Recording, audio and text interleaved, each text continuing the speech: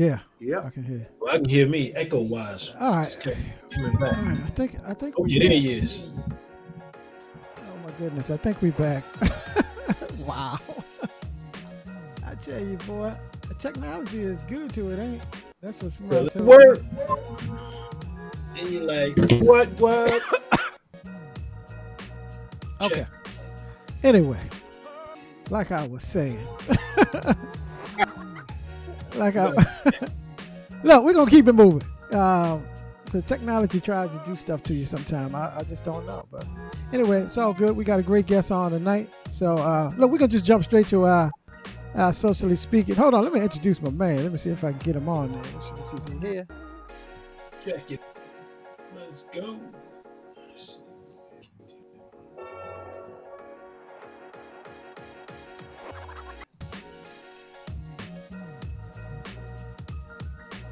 Wow. Change your screen.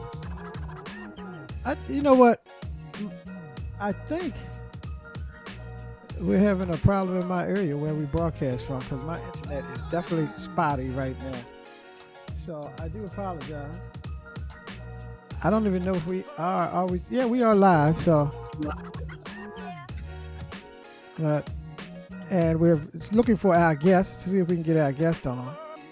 So He said he's been trying to connect. he's trying to reconnect as well. So oh, good.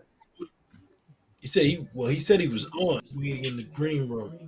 Oh, okay. Okay. Okay. Cool. Cool.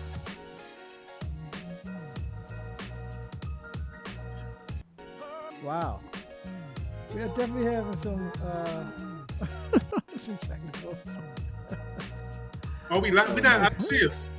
Yeah, I know, but my screens are stuck. It's like the internet is not allowing me to move forward. Oh, So, right. I feel I was having that same trouble today myself. Let's read real quick. I mean, because for real, we can at this point. Oh, well. I was hoping we wouldn't have to. yeah.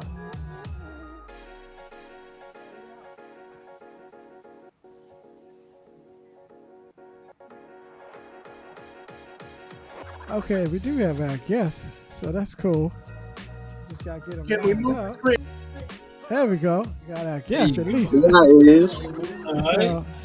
So, Major, you can move back just a little bit. Now we cooking with gas. Okay, yeah. At least we're to that point. So look, what we're gonna do is, since I can't roll the way I want to roll, we want to introduce our guest, Major Warren, out of Face Orange and Frowning. Oh, sorry about that, Margaret, man. Margaret, I feel so bad for you. But Major Warren is our guest out of, by the way, of Washington, Lovely, D.C.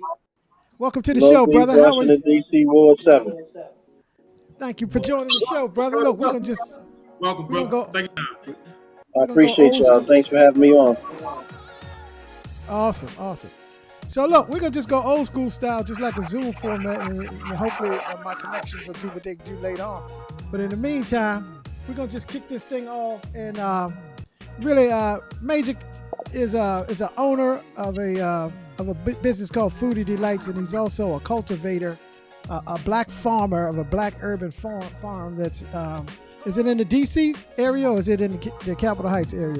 That's right. Well, it's right on the D.C. line. It's Capitol Urban Farm, right across from Capitol Heights subway station.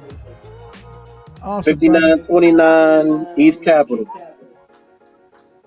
Awesome, brother. So look, you got a young black farmer on the show, y'all. Now I know you didn't expect that, but the brother does a lot of things. He's a grower in the industry that's been around for hundreds of years, but now all of a sudden it's become legalized in most areas in the marijuana industry. And like Kenny said, we're gonna get high. Maybe the computer got high before the show started tonight. I think that's what Me out happened. it got lit. It Hey, ain't check passed. it real quick It ain't though. passed me none. It Right. ain't puff Mr. pass, but Paul. it did. But puffed it off. Hey, but You got real quick, Chiba Benny. Hawk over there. Yeah, super what we call them. You know what I mean? Can't get nothing past. But I don't want to shortchange you though, Major. I mean, I definitely understand. Major Warren is definitely a food justice warrior, plant medicine champion. He's focused on regenerative natural farming with the concentration of nutrient dense food, herbs, and plant medicine. He's the co-owner of Foodie Delights and a farmer of the Black Nickel nonprofit. Excuse me, of the Black Nickel nonprofit. They cater specialized products and services. Uh, Fruity Delights mission is to address food insecurity in our community, in underserved communities, and that is our community. And educating and volunteering, and they do a lot of volunteering of them and a lot of educating in community gardens. Efforts all over the city. These guys are in. Uh, in most of the urban farm, DC, especially Lift southeast. your head up, Arden. Lift your head up. Yeah, okay, there you go, brother. So it's just where the mic is. But in southeast, he was just talking about one of the locations, which is a really nice spot as you come in into DC, off of was it Central Southern Avenue? Avenue and East Capitol across from Capitol Heights subway station. Correct. It comes right into Avenue if you're on the Maryland side. So even if you're in Annapolis, if you just keep on down Central Avenue, you're gonna run into the farm on the left hand side as soon as you run into the city. But they do a lot of regenerative farming, a lot of education, and they sell food on the. They have a market right there, right on the corner which he was talking, right across from Capitol Heights subway station. Um, but So definitely so didn't want to May shoot sign you short like you're 120 man. They do a lot of different things. so Major, tell us a little bit about the business, about the farm, and touch about Foodie Delights and kind of break it down for people so they can understand what the difference is between Foodie Delights and the urban farming that you guys do right there in DC. Okay, outstanding. What we did, we partnered up back in 2017. I was cultivating cannabis, and my partner Marley, she's a highly trained chef. Um, um, Paired together by her sister-in-law that started meat. Um, and then we just kind of joined forces. I needed a cook, somebody that could take the cannabis and turn it into value products. So what we ended up doing was we started doing like plates, the run of the mill edible, the brownies, the gummies. We were doing drinks, smoothies, and then we went to starting to do pop up breakfast. We were doing breakfast kind of getaways, little pop ups and stuff like that, and then we started doing hosting parties and things of that nature on the I-71 scene. And since the cannabis scene has changed, the I-1 has moved over into the legal market. So seeing now is a lot of the people that was functioning in the gray area are now basically coming to the light on the legal front. That's where you're seeing a lot of storefronts popping up, changing from the medical format over to the rec format, to where you don't need a card, you need to be 21 years of age to be able to purchase product. Well, now that you bring that up, I know the brothers have some questions about several of those things that you just brought up. So we'll go around the horn. Q, you want to toss one out there in reference to something that Major just talked about? Yes. You know, Major, first of all, thank you for the show tonight. We appreciate it. And, as you can see, we're having some challenges and we have to do things a little differently, but we have to deal with what we have tonight. But my first question is though, in this industry, have changed so much. Are those who come from marginalized communities, and I'm saying, i.e., ourselves, are we getting shrift in this as far as um, as advertising this new product is taking place? And those who have had maybe a past history of criminalization, how is that them? And what can we do about it? All right, so what they did in so they just had a round of they granted micro licenses for cultivation. They granted license for processing. They granted licenses for dispensaries as well. So the Yeah, first round is dedicated to the social justice and equity agenda. So No doubt. those that have had run-ins with the law, or you in an unserved community, and in a community that was disproportionately um, uh, um, by law enforcement with the Yeah. drug war, you got pushed to the front of the line. So the first two rounds of the awarding of the licenses, social equity applicants Oh, Do in you know Maryland. if they, do you know, so we're already Major, just kind of following up on, do you know if they have a social aspect equity that you'll need to, as far as financing, they have a social impact investment side of things where Yes, those that have yes, been yes. impacted. Oh, they do. So yeah, all that stuff they had, I believe, uh, several $1 million that they had invested, set to the side to help with applicants. So there were a lot of fees involved with the application. Yeah.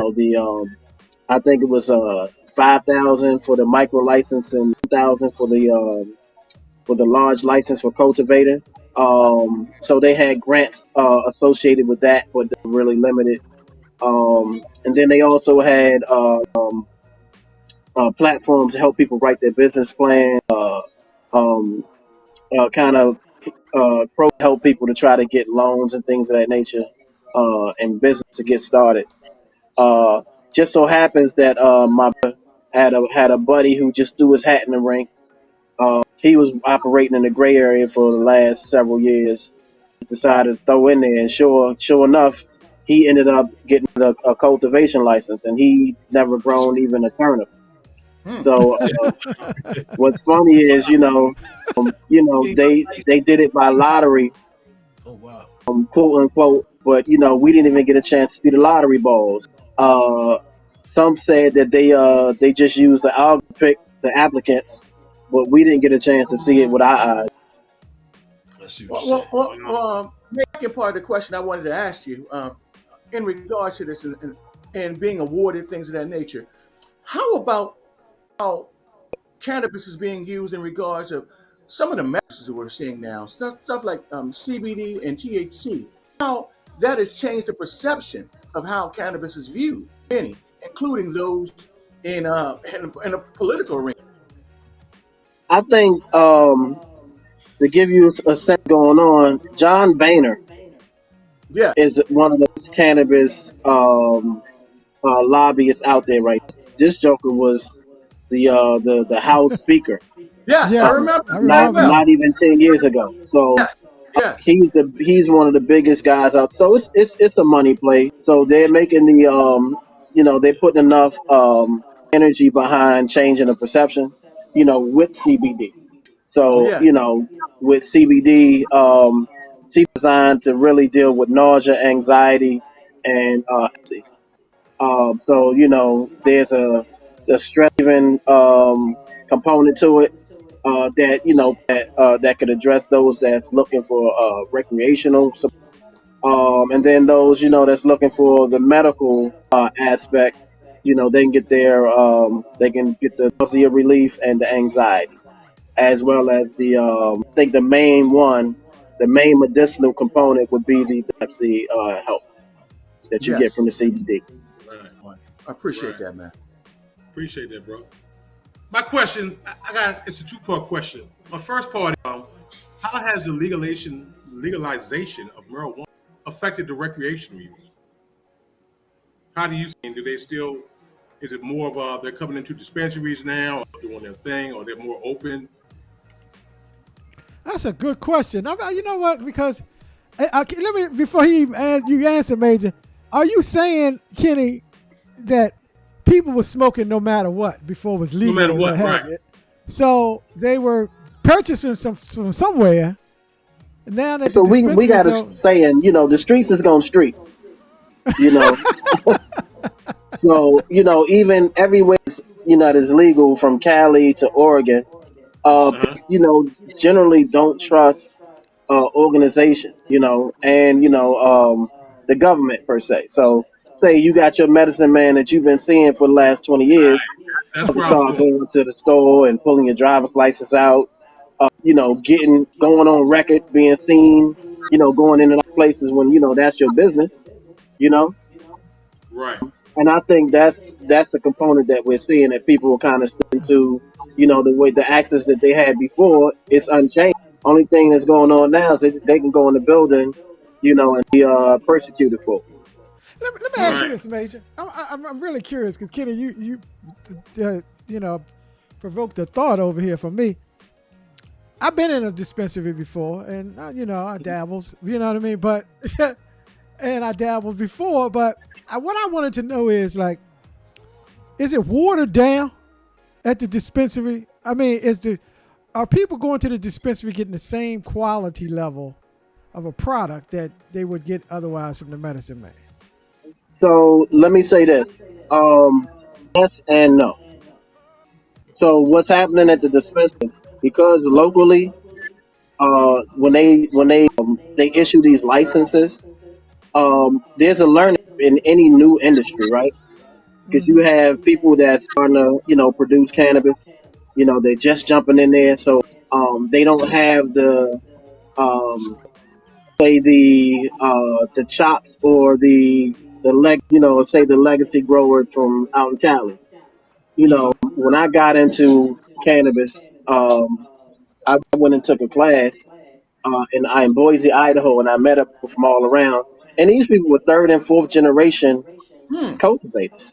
Wow. You Wow. know what I mean? So like wise, how can say a region compete over here on the when it's been hippies over there since the 60s and 70s, and they've been with children for the last Yeah. 50, 60 years? You know what I mean? So you got generations behind the curve, and you just got this just starting to get into cannabis and growing locally. So what I would say is you will see the culture kind of grow up and move around because it's definitely solidified, in Cali and in places again, and and as of recently, Colorado and Oklahoma.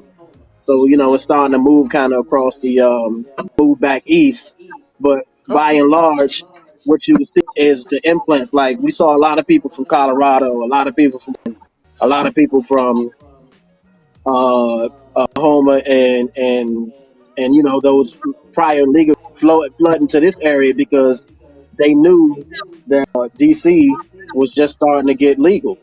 What was already being legal. So Fertile, what happened? fertile They came to ground. the area, they spread you, and now they're here.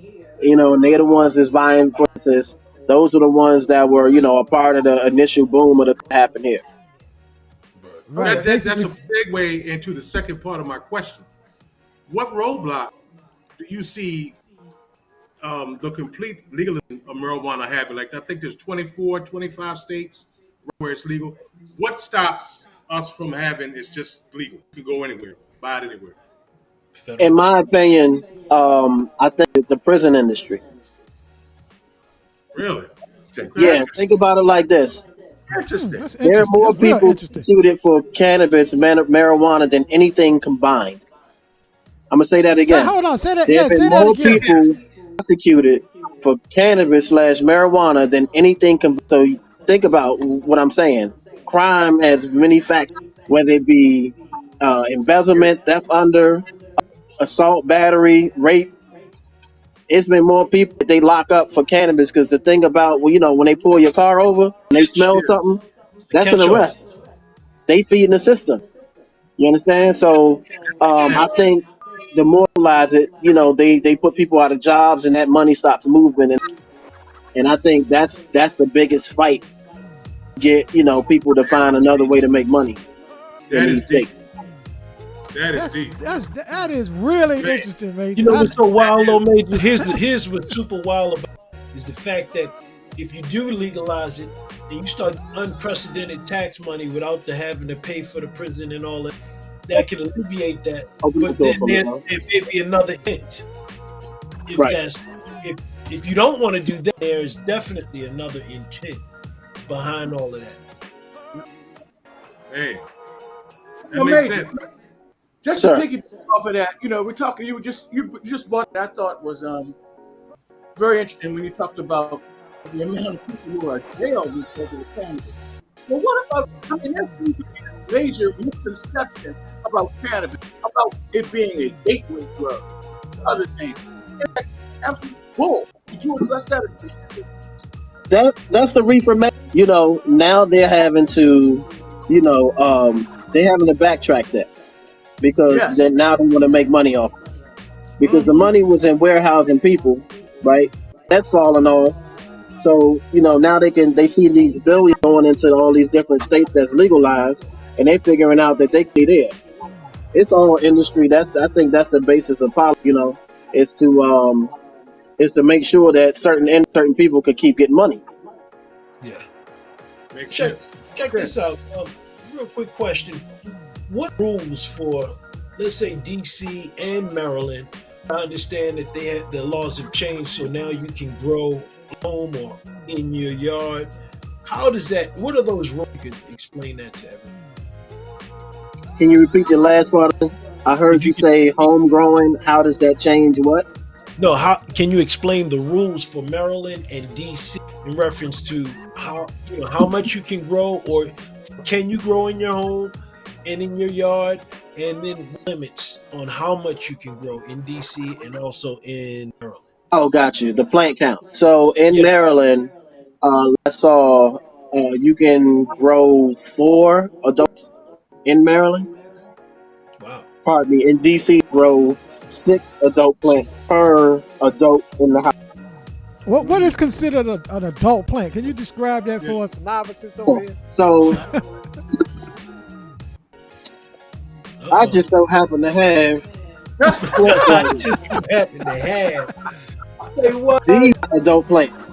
These Uh-huh. are these are these are cuttings. These are so these are snippings off of a plant. Now, an adult plant would be considered a plant that's flower or that's bringing forth buds. Okay, I could gotcha. potentially have 100 plants in nursery, and it don't count against my plant count because I don't have those plants currently flowering. So Mm-hmm. they're considered not adult plants. They're considered adult plants when they have fruit or on the way to having fruit. So what you Hmm. just showed is it's just a basic plant that hasn't, like, if I liken this to fruit, it hasn't bared fruit because a bud hasn't come to Exactly. fruition. Is Yeah. that right? So Help us what out, I brother. just showed you was a bunch of plants in a water bottle. So Okay. So this is Oh, that's what that one. was. Yeah, it's a bunch of plants in a water bottle. Wow. Okay. Okay. Wow. Those are in water right now until they take root, and then going in the pot, and then they'll all get growing out. It's like 4 in 1 water bottle. Interesting. Wow. Okay. so Okay. I see what you're saying. so So prior to it going into flowers, that what's that called? Because there's a term. That's called a vegetative stage. Veg, So most plants, cannabis is not unlike tomatoes or even cucumbers. So before that cucumber gets to the point where you start seeing fruits bud up on it, it'll start small as a sprout. It'll grow. It'll get its structure. Then at a certain point, it'll mature, and then it'll start put the fruit on. so Wow. for a plant like you just showed, I'm just trying to wrap my head around this, Major. You get it to a certain point, did you say, okay, now it's time to come out of this water and be soiled somewhere so it can really do its thing and flourish and bear some type of bud that's the end product? Is that what you're saying? That's And if, right. if that's the case, give us a idea what that timeline looks like. Okay, a general timeline, because I'll give you an idea. If I'm growing a plant in the wild and I'm not playing God and God's being God, by that I mean, if you're home growing, you're in essence from God because you manipulate the time schedule of the plant. Most plants, cannabis plants, they in the vegetative stage, they'll remain in that stage perpetually until you change the life cycle. Until you switch it to 12 on, 12 off, plant, it doesn't signal that plant to bear fruit. So that's why plants that grow outside, people will grow those plants through the spring, through the summer, and then when the fall starts to come, it signals the plant because we get that we get shorter, so to speak. So it'd be 12, it'd be on 12 off. it signals the plant like, hey, when it's coming, if we get that fruit out. Wow. Wow. Okay. Okay. And at home, we signal the plant to say, to be from, to change from vegetative to fruiting stage to flower. Well, So man, you're making some great points here, but that what you're talking about leads me to a question I had, and I was really, really, really curious about. Just like when you're growing apples, you have different Fuji's and Honeycrisp and so on and so forth. Macintosh kinds are different. When you're growing cannabis, are there different kinds and different varieties? And can you explain that to the novice, if you would? Yes, they're right now. They've estimated that it's thousands of different varieties of cannabis. Wow, wow! thousands. I had no idea. Thousands. And growing So, every day. so basically, what happened was the way that things started, as far as how I'm aware, cannabis exists in all the corners of the world. Mm-hmm. So, in different corners of the world, you have different tubes, you have different what they call terroir, different humidity. It's different. So It's so that's like different the heat. wine business. The terroir Exactly, the toit. is the natural condition of the soil and the land that it grows. Because Correct. that's in the wine business. That's what I learned when I was in that business. That's right. Exactly. Wow. You on point. So just like cannabis, wine is the same thing. So they take on all these different characteristics from their region. What they Yes. started doing was the cultivators. Like, oh, you in South America, you got that kind. Well, guess what? I'm over here in the East. Let's cross them up. Oh, Then meanwhile you got somebody over in Africa and or the Middle East, and then you got people in Holland and all over the place started, crossing them up. So all these combinations, you ended up with different terpene profiles, different appearances of the plant, different they call it leaf morphologies, broadleaf, long finger leaves, leaf lobes, seven leaf lobes, eight, nine, 11, and when they started combining them over time, you started seeing different, just different combos, and that's what leads us to the thousands. Wow. that's really really interesting. I had no idea of So the it was like variety. like hybrid splitting, just like a Exactly. kiwi.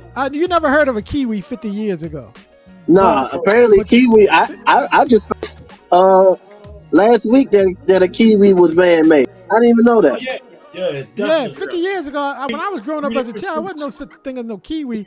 But somebody took a what is it, banana and part whatever the heck out. Don't get me Yeah, it's three lying. different fruits in there.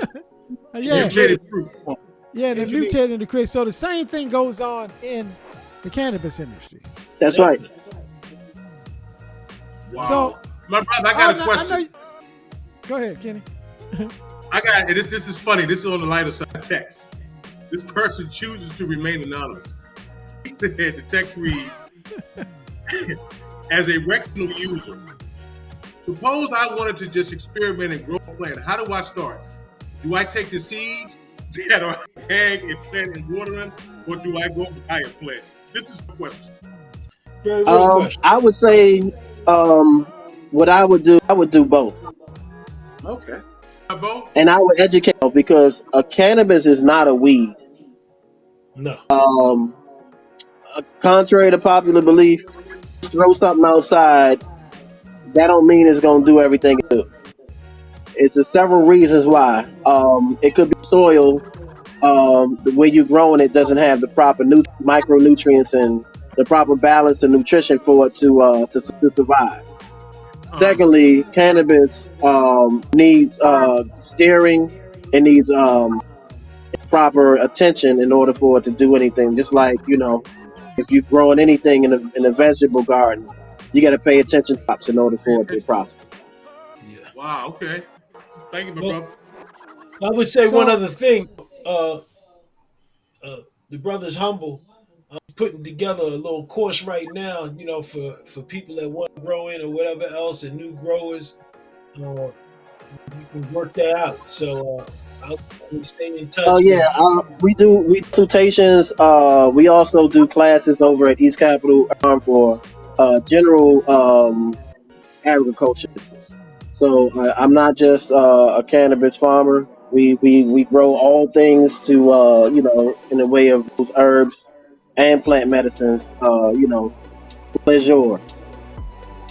Yes, sir. Man, my man. That is really. I mean, some of the things. Yeah, I never thought about it in a way until you started describing it.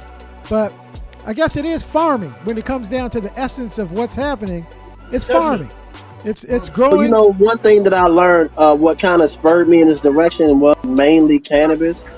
But I found out that monocropping, meaning if you grow any one thing, it's bad for the environment. It is. So that's what, and the social justice piece and the security is another thing that spurred me on to switch gears because in truth, cannabis closes a lot of doors. They're talking about this rescheduling, which it's not what we need. We need legalization, really, and legalization. There's barriers to entry, and I think in the long run, edge out the regular guy.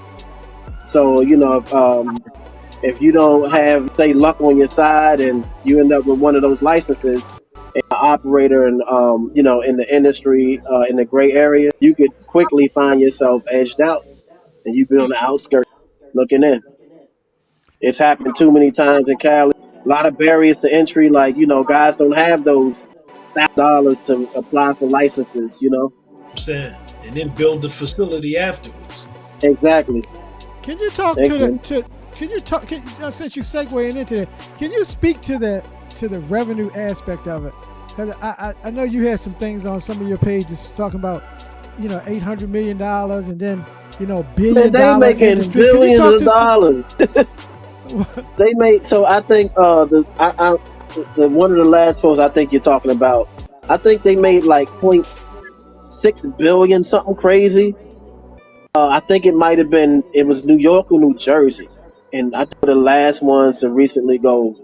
um go and Correct. they're making money hand over fist, bro. It's sickening. And what's happening is here lately, what just happened in Maryland was one lady she applied for a dispensary and it was in her license. I don't want to misspeak here. There was a thing where you couldn't like corner the market and be a dispensary and vape. But I think it's something else you could do. It might a processor and a processor like you can make edibles and you can make concentrates and things of that nature. So you could partner with say a cultivator, take his products and then turn them into vape carts, uh, concentrates and edibles and things. But anyway, this woman she applied. She had a 60%, she 60/40 deal. Turns out her Anheuser Busch was backing her. So Wow. there's a lawsuit against her because that's the things you could not do. Right. Because big business, tobacco, big alcohol is trying to get into cannabis for There you sure. Yes. go. Yeah. So do Yeah, you I read think that. that the alcohol, like Anheuser-Busch is huge. I mean, they've been around forever. And they're the number one beer company in the world. People, I don't get it because I can't even drink that type of stuff. That's like water to me. To me and Arden, we bougie with our beer and Yeah, wine. yeah, y'all trying to some food around and got in there, drinking with your pinky out and all that. In Yeah, turn. yeah. We like, Like that. but do you think that they see the handwriting on the wall? Is it a trend that maybe it's cutting into cannabis is cutting into the Yeah. market share of alcohol? No, I don't think so. I think rich people can stay rich and get richer. so no I think harm. that's You all can't. that is. Like I was saying, I think one of the reasons why it's going so slow as far as nation is because all the other industries that sustain these, you know, Yeah. um, that's why they not moving. Think about it. Every time we see these young all over the world come out with these new engines. There was the hydrogen engine guy came out. They bought that and shelved them, and then he disappeared. Like the kid that's doing there's an African kid now that's doing. I think it's called pyrolysis or what is it called. He's taking plastic. Yeah. He's turning the plastic into diesel fuel and natural gas. Oh, Yeah. Look, So him at all costs, because you know what they're gonna do to him. you got the They gonna wife. disappear. You got to protect him. He about to be murked or hidden Oh undercover damn. somewhere. Huh? You feel me? Wow, You wow, know, wow. he in trouble. It's just big business, man. And I don't know that anybody necessarily losing money. But they because they're fierce competing to make sure that the laws favor their industry. That's what lobbying is. Let me ask you this, Major. As an industry, because you know industries, like you say, they grow over the years. Where would you rank, or where do you think cannabis as an industry is? Is it in the like infancy? Is it still in the infancy stage? Because I'm It's like in the most crypto, definitely in and I the would say infancy crypto. stage Yeah, because okay. simply because none of the big industries have their fingers uh, over it because I think it's because it's culture first. It's a culture based phenomenon, right. right? They can't just take and have grow this stuff, right? Cannabis is where, like, tell you a quick funny story. I was in Oregon and I had went to go pull up on my buddies from natural farming class, right? Remember I was telling you I went to book out my natural farming license, and I met Yeah. people from all over: Oregon, California, where else? Colorado, Oklahoma, Michigan, and Washington, and I had the privilege to pull up on most of the guys I fly with from that class. So I'm in Oregon when I'm kicking it with some of the farmers that I was in class with, trying to soak up game and try to be able to scale because as it is, it may be outstanding growing in my basement and yard, but I'm looking to scale. I'm looking to have some acreage and some square footage so I can grow commercially. So I don't have those skills. So what do I do but pull up on those days? So I'm out in Oregon kicking it with some of my bros, and I met one of the guys, one of his friends that was growing, and and farm to farm, seeing how they doing things. And one of the man, he had passed, we passing the piece like we used to do, and I was pleased The with puff it. puff So pass was oh, geez. I go over to the farmer, I go to give him that, and the dude, man, I dapped. I was like, man, that was real proper. Like, appreciate that. And man, you know what the dude did, man? It was kind of funny at the same time. The dude put his hand over his heart. He put his hand over his heart and looked at me and said, "Man, I really appreciate that. I put my time and my energy in. I put my soul in." And you feel it. Wow, Right. wow, You feel like wow. Yeah. there's a thing. There's a such thing as soul and cannabis. Tell that there's no people exchanging their energy with us, and that's what has to do. That's what drives your experience. There are Right. people talking to these plants. They touching them. They trimming them. You feeding them. Damn, They're dude giving gave you off a their energy, and it's an exchange. So right, right. when you find yourself with an experience, not you don't feel elevated, or you don't feel anything from that experience, it's probably because They ain't put nothing there's in. no people involved with the cultivation of that plant. It's on autopilot. Damn, dude gave you a what I call a Erica Badu called Tyrone mode. I'm sensitive about my He's shit. You know, sensitive. remember when she He's said that at the sensitive of beginning of the shit. That's song? right. He's an RT. And that's what it is. It's art. It is. It's Yeah, definitely art. Oh wow, man, that Giant is definitely that. Well, Major, I got one last question from me anyway, because some Okay. of the things, you there spurred additional thought, as Lenny said, and he's kind of touched on a little bit already. But would you say the long economic impact of cannabis has changed the way cannabis is perceived? Number one, would you agree with that? No question about it. All right. Can you repeat what you said that the cannabis was what? Has the long-term economic impact of cannabis changed the way it's perceived? And to tie that in, that I noticed that even in the political arena, like the president himself has recently downgraded the legalization ramifications for cannabis. So do you see That's it right. having like a counter effect? The rescheduling. So I think scheduling is a trap per se. They read it with ketamine, and I think it's still a barrier from standpoint of you still federally illegal, so people can't necessarily do the business that they want, even in the way of it. So unless you have like some privates behind you, it's hard to flourish in the market. But cannabis is definitely profitable, if you have the correct backing.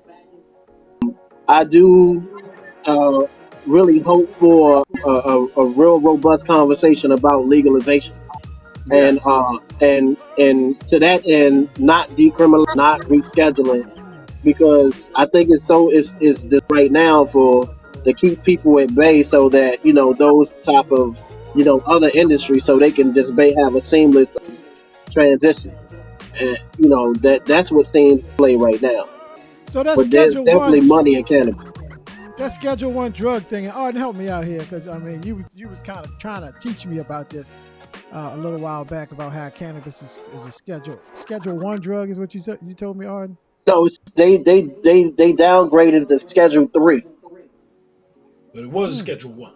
It was. They descheduled with Schedule 3, but it's still federal legal. So what's the Schedule Three? I mean, Schedule 3, I think ketamine is in there, steroids, and a couple other illegal stuff that you still go to federal prison. prison for. That's what Okay. I thought. We do got had a comment come in. Midlife Simmer says it is as far as the perception goes, it has changed among its perception since the legalization of it. So I guess folks are not as fearful or more willing to try, or a little bit more Tell you, carefree about it. I tell you what I've noticed, from just being an industry person. I've noticed that older, uh, maybe just or very moral people are more apt to be open to CBD. Wow. A, Yes. because because of the marketing, and that it's considered quote unquote medicine. But but I've never felt like it was any less medicine than, say, that glass that you want to have to wind down, let your head down, when you had a stress or whatever. But That those that call those people cannabis is verse. So like my mom is into some CBD products to help with her nausea and inflammation, Right. but she's not really interested in the buds because she don't want to upset Jesus, Yes. personal savior. Saying because she don't want to have a bud. Right. Yeah, I So got well, that end, I see people changing regarding that. But I think it's just a matter of how people look at it, because it's been lies and marketed as immoral for so long. To people that have a high moral code or religion, they don't want to participate because of the stigma to it. Midlife Simmer also commented that the CBD is sort of like using an ibuprofen, almost like a pain reliever or whatever, and it's Well, we has call it diet weed. what? Say that again. diet. Diet Pepsi weed. Light, like Pepsi Light or something. Yeah, zero or something. Yeah, I got you. I got Hey, you. look, Zero uh, THC. That's a good market right there. I don't want to put my business out there, but You did. I might as well. We having fun, and I ain't ashamed. But I remember one time, man, I came over to your house, right? And I don't know if you recall this or not, but I'm always fascinated when I come over to your house and just kind of see, like, dang, this dude he's really into this. And he got a lot going on, right? And you said, did you want to try some tea, or was it tea? Yeah, I think it was some tea, and I was like, yeah, I check some tea out, and I didn't know it was infused tea at first. I really did not know that. And I drank some of the tea, man, and what I can recall is the next day at work, right? I was feeling different at work, and this was like I had slept, I had woke up, had got dressed, I was functional, It was a but it's different like calendar. I couldn't liken it to, like, if you smoke something or if you have a drink at night, you wake up the next day, you're in a different mindset, different frame. It's like the effect has worn off, But this was a different thing, man. Hey, yeah, I you tell had a you what, great day Help that me next out with day, that. What the huh? hell happened there? And how does infusions work? Like, because people say gummies and brands, and I ain't done all that stuff, but that tea was serious, brother. Help me out with that. What was going so on? so let me help you out with the ends, right? So when anytime you're dealing with edibles, people play the milligram game. I clients and they always ask, well, how many milligrams is that? And the thing with milligrams is they're trying to quantify the amount of that's inside of any given product, right? Truth of the matter is most people can experience with just 10 milligrams. You can base it off of 10 milligrams. So when you see these packagings that said, oh, this is 300 grams, it's 1,500 milligrams, they talking crap. But the thing about it is, unless they have the proper machines to set, two things they need to know. They need to know the starting value of the total cannabinoids of said strain using to infuse something, and they need to, do the math based on that before they can actually give you a milligram. Now, what happened with the tea was my experience was like when I initially started doing infusion, the industry standard was a of cannabis, pardon me, an ounce. So let's say I'm making brownies and brownies call for 3/4 of cup, right? So at 3/4 a cup, that's 3/4 of ounce that you're gonna have, say, a tray of brownies, right? I've been experiences where people were saying, "Oh man, that wasn't strong enough to do it," this, that, and the third. So I went from a cup, 2 cups, 3 cup. Oh, that didn't do nothing. I'm throwing a sink in there, like it's really heavy. So all of us ended up being really heavily medicated to ensure people will get the proper effect. But now that I'm more educated in the game, I come to realize that there's no two people are going to have the same. It's Gotcha. like prescription Cannabis is almost then.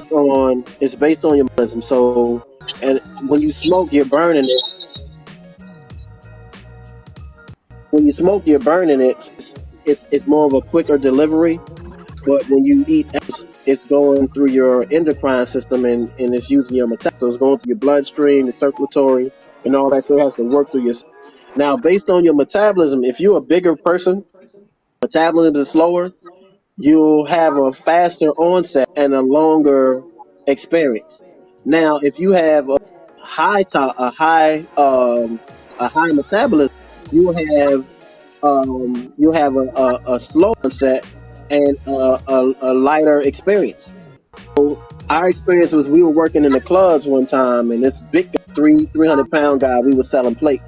He comes over and he even finished half of his plate. We were What was selling his mac and name? cheese. What was his name? Plate. No, I No, said no. it was a guy who went and purchased a plate. We were mac and Oh, I cheese and thought. Okay, and my chicken bad, wings. my bad. So before he can finish his mac and cheese, we look the dude slump. His face is in his plate, like he's done. So meanwhile, there's this young lady in there. She had to be out in early 20s. She in there talking all kind of trash, man. Them that'll be nothing to me. Whoop, wop, whoop, So we like, well, here, you try something. Sure enough, it didn't do anything to her. But the big guy, he was done. He was wasted. That just helped me understand that nobody's gonna have the same experience. So Gotcha. Wow. the medicine that's why you had a prolonged experience. So usually the strength that we put into our edibles, you're gonna have a sustained experience. So look, Major, man, Yeah. we look. I know the brothers might got some last closing question, but I just want to first of all thank you. I want to thank the audience too, because even though we can't show the comments on the screen, they still are like popping up on the back office where I can see stuff, and great questions going on. I want to know if people want to like get some of your foodie delights and some of your edibles, some of your infused teas, and some of your other things. Is there some way for them to contact you, or how does that work? Uh, yeah, that's basically it. You know what I mean? Because I know that you foodie Sure. delight is a Yeah. legitimate So business, and we're on social media. We're on Eat Foodie Delight on Instagram. I can share my phone numbers. They contact us directly, and or they can if they savvy with Instagram, they can DM us and make contact, and we can make sure that they get what they need. Well, good. If you can Awesome. shoot that to Art, then what we'll do is we'll pop that information onto our Facebook and YouTube pages so that folks can reach out directly. I hate the fact that the technology did not work as the way we wanted to, but I think we got into a deeper Exactly. conversation than otherwise we would have. So it's all good. You know what I mean, fellas? Good. Appreciate you, Like I brother. said, we're gonna have y'all Appreciate back you. Hey, we because appreciate you. We appreciate you, brother. Thank you so much, Oh, man. absolutely, yeah. I'm glad to contribute. I also thank y'all for having me on and putting some light on my business and some of the other things that we're doing in the community. I just like to say, please come out to East Capitol Urban Farm. Black urban farmers getting busy, putting our hands in the soil and producing nutrient dense food. We're serious about our food medicine. Come learn. Come interact with us, investors, support your black farmers. And also you can contact us if you need plant medicine as well. No doubt. Thank No you. doubt. Our next market is when? First is our next market. It's going to be at East Capitol Urban Farm, right across the street from White Subway Station. Shout outs to the Awesome. Queen Marley. I know she's not on camera, but big shout Yeah, outs to that's her in the Marley. background. All That right. sister's thorough with hers, and well, man, y'all are dynamic in what you do, both of you guys. I mean, thank you so much. Arden, did you want to Yeah. shut it down with a closing shot? Cause well, thank you for getting a major on, Arden. no problem. Well, first of all, was trying to tell you, everybody, that we're gonna have Major and back on again because some people are starting their garden and you're growing whatever you're growing. These guys, man, they get people with green thumbs, they got green arms. So you want to grow however you want. Like I mean, when you're really talking about like putting growing your farm, I mean your farm, excuse. And what needs to be side by side. What can you put in your garden so you have other predators coming in? What do you can put in there for no those to be around? All of those things, man, they got more magic tricks in it than I ever knew. No, but we're gonna bring them back on. And then Billy's a chef also, so how to make that food, how to transit, how to keep your harvest, all of that stuff. We're gonna bring them back in so they can educate us because you know what it is right here. Second, you healthy, and your food is your medicine. That's gonna be healthy. So we're gonna definitely bring them back, and we appreciate them. Thank you guys for coming and and working through the situation. But when we get back on, you're gonna get to a regular show. This hasn't happened in a long time. But we love y'all, appreciate you, and everyone. Thank you for coming in and shout. Peace and love. All right, peace and love, brothers. Love y'all. Y'all be good. Brother. Same here, Major. Thank you very much, brother. All right, one Thank love. One All love. right. Good night. Thank you, audience. Good night.